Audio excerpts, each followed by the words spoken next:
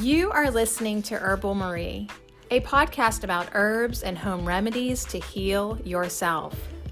All advice shall be considered suggestions. Please research all herbs before using and discover ways to feel better and be well.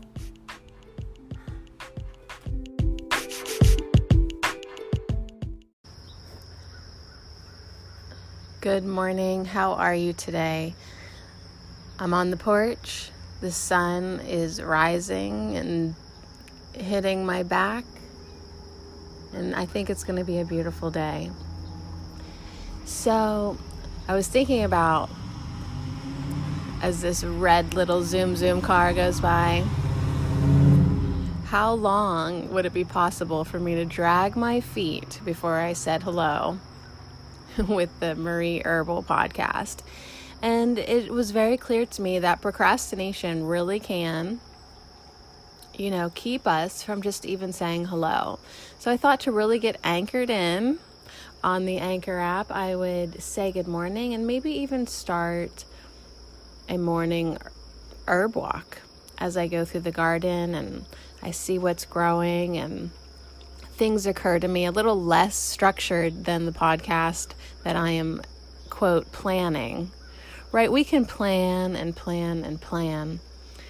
And sometimes it just never manifests exactly because it's just never to that state of perfection. And I really do think that that is a big thing on our healing journeys. We need to get over being perfect.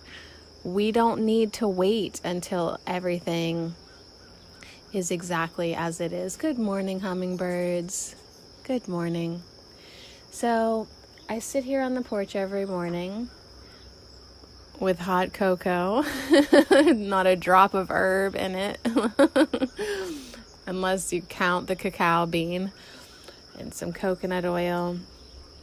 And I sit and I watch the hummingbirds, and I have plants in pots, and I see how they're doing or not doing. And then I do take a walk through the yard, through the garden, through the herbs, and I see who's there. I see the plants as personalities, and it's just a beautiful way for me to start my day, to get outside as soon as I can, and the animals that I take care of certainly help with that. So we can definitely take a walk, and if you enjoy it, we can take walks.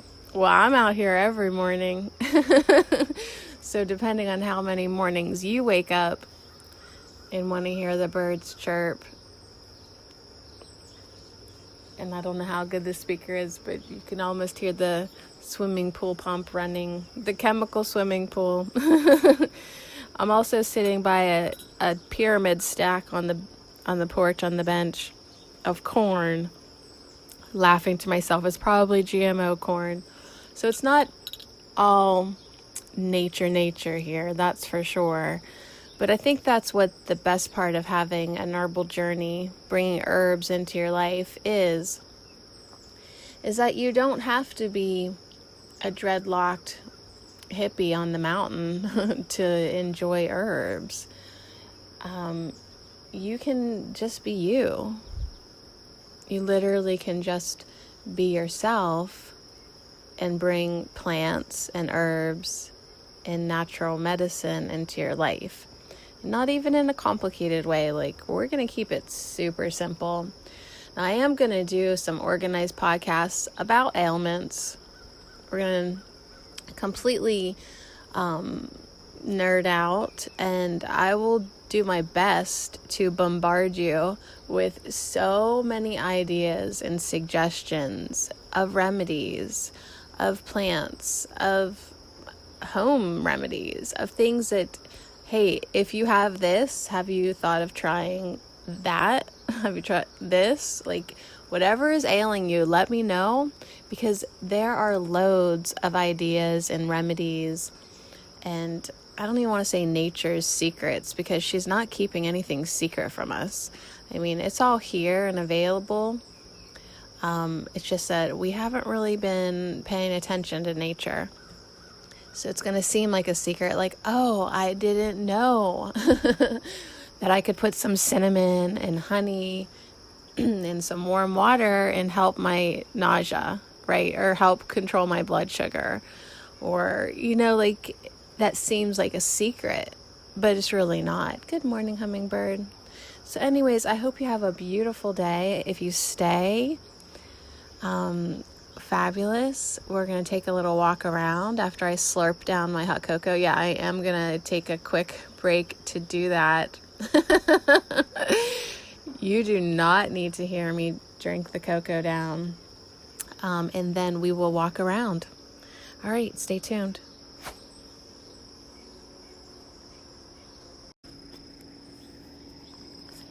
All right, cocoa down. We can check that off my to-do list today. So I think I will probably limit my herb walk, to not being 4 hours. Or else every morning could end up being a rerun episode of the same herbs, like good morning catmint, good morning lemon balm, good morning dill. But yeah, I am standing right now in front of some dill weed, and she fell over, or he fell over. What do you think? Vote now. Is dill a boy or girl? The dill fell over because it got so heavy on the top with the developing seed heads. And so I tied it up with some morning glory vines that annoy me to no end. The morning glories, they try to climb up everything. They're so beautifully invasive, like a lot of people in our life. And so I pulled a vine out and I used it as a natural twine and tied up the dill, because the seed heads, so huge. It's all going to be seed. There's hardly any leafy dill weed on it.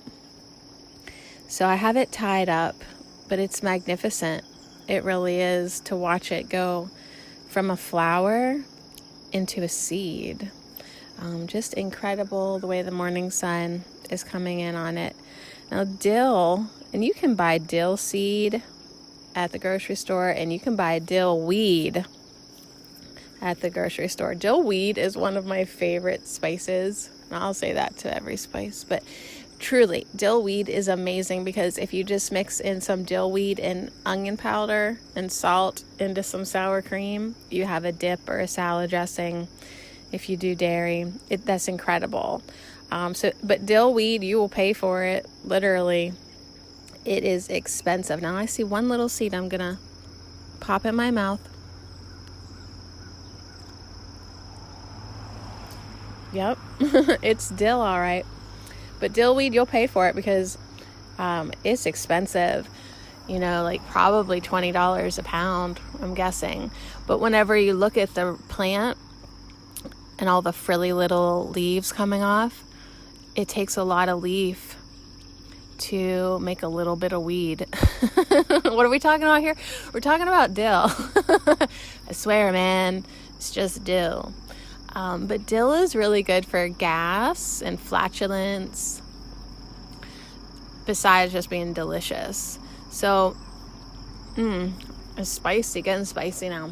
So yeah, if you get to the store and you see, next time you see some dill seed even, you can chew on those seeds if you're feeling a little bloated or gassy, a little bellyache.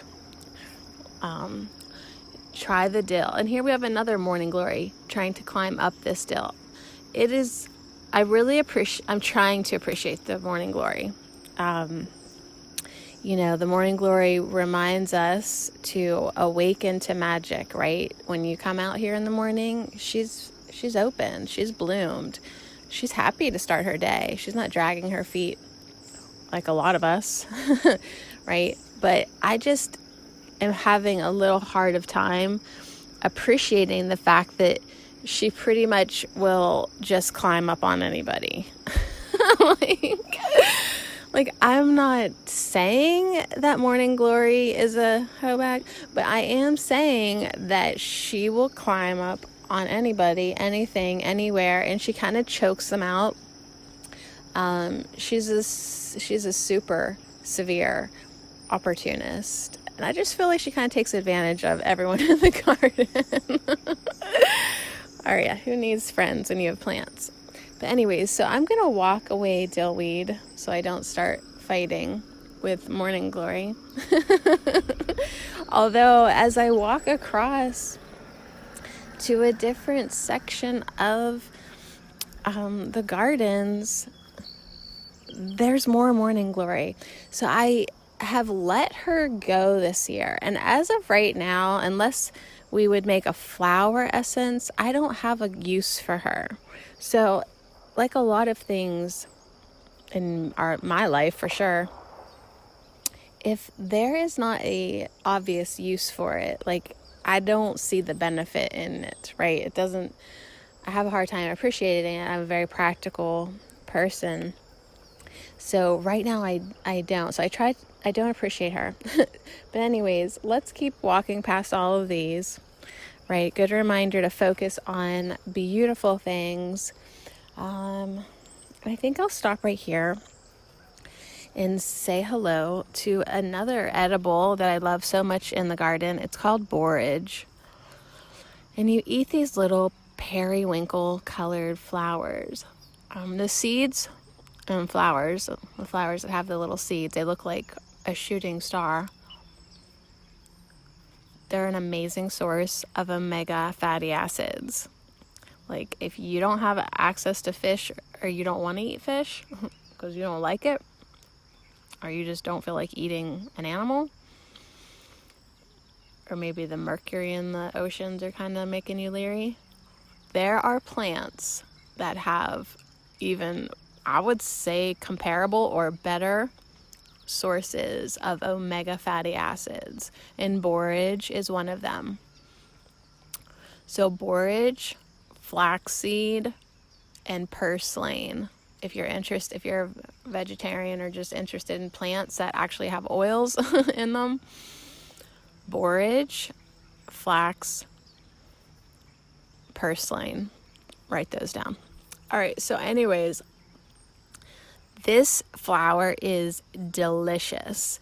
I eat it. I come out here. I let the bees be on it. They love it too.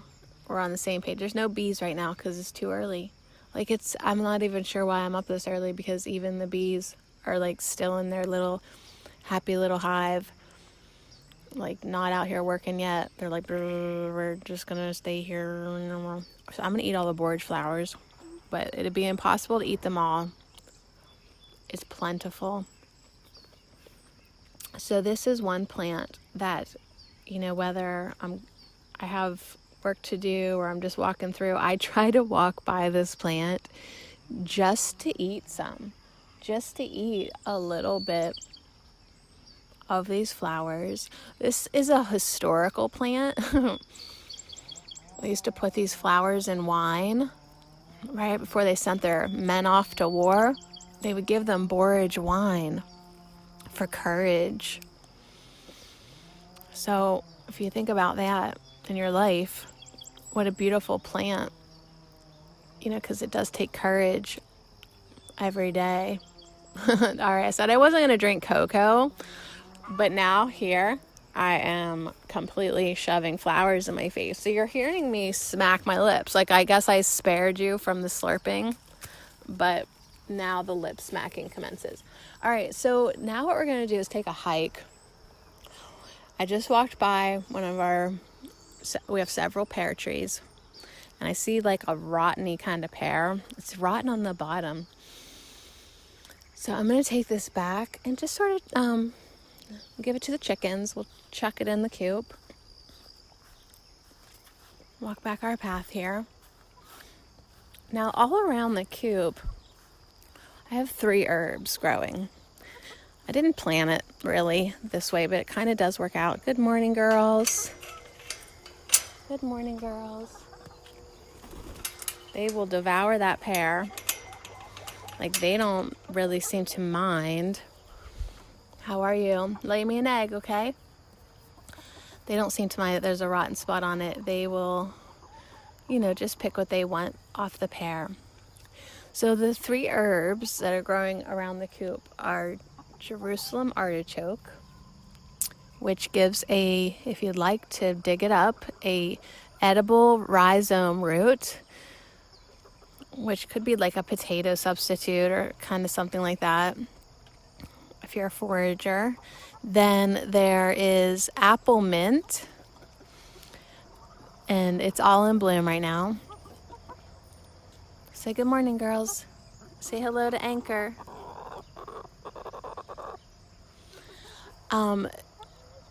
It's all in bloom and it's beautiful, and both of these plants are very tall in providing the chickens shade.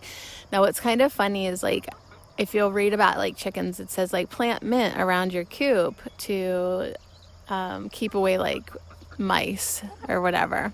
And I didn't mean to plant mint, but the mint found the chickens. So that's kind of interesting how that worked. And then the third plant that I consider an herb, absolutely, is raspberries. So in between, get it, girls, in between the mint and the Jerusalem artichokes, which are so tall, like 12 feet tall, there are spiky raspberry, I wouldn't say a bush, they're more just like stalks. But they are trying to make fruit. They're probably not getting enough sun because they're getting a little crowded. But it's not actually the fruit that I want. It's the leaf. See you, girls. Have a great day. It's the leaf as we walk around here. It's the leaf that I want, the raspberry leaf. And I'm going to probably have to come out and put on my gloves because they're prickly, and the Japanese beetles are already enjoying the leaves, so I better get mine. It's a beautiful herb. It has tannins in it, like green tea or black tea.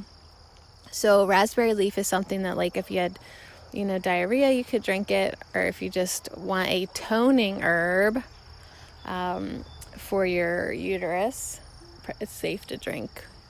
To tone your uterus. It's in pregnancy teas, and it's also good, like, to drink if you have a rough menstrual cycle, like a little bit before your cycle, and it should help. I love it. So these guys, as they're making some fruit, it's okay for me to come out and take some leaves. Not all of them, but enough for my home stash, because this is just one plant that I have. I really try to utilize what's growing around me. And hey, guess what? I lied to you. Because as I look down, I see 2 more herbs that grow around the coop. And one is cleavers. They're here and there. They're so pretty. They're in flower right now, kind of making it look like baby's breath coming out. Like, it's like this beautiful nature arrangement. So I see that, and then I also see plantain. So what a liar. There's not 3 herbs, there's 5 for sure. And I bet if we looked closer, we would probably find some red clover, maybe trying to share the space, and some self-heal, and all of these beautiful herbs. So anyways, thank you for joining me on this herb walk. I walked around where the chickens could not see me. Now they're letting me know that they would like to see my face. And good morning. How are you? Please lay some eggs, girls. They just started laying. They lay eggs that are bluish greenish. So they are incredible chickens, laying me Easter eggs. So beautiful. I appreciate them. See, these guys, you girls, these guys, it's easy to appreciate them. They are definitely not morning glories. You are not morning glories. You give me something. You give me beautiful eggs. I now turn the podcast over to the chickens, who are pecking each other's little beaks. Like, I guess that's helping clean. So they just ate that mushy pear. And like the one was like, honey, you got something stuck on your face.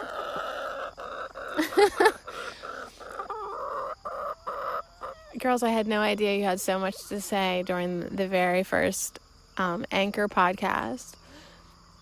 So once again, thank you for having a little walk with me. Listening. All right. We're going to walk away from these these talkers. Another day, maybe tomorrow, if you're interested, we'll come out here and we'll see some more of the flowers while they're in bloom and just say hello. But I wish you a beautiful, wonderful day. Look for things to appreciate. Feel better and be well.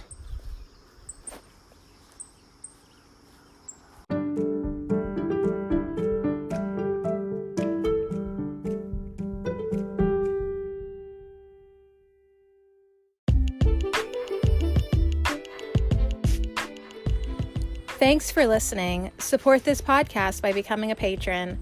You'll gain access to PDF downloads and Herb Nerd notes. Visit herbalmarie.com and become a patron today.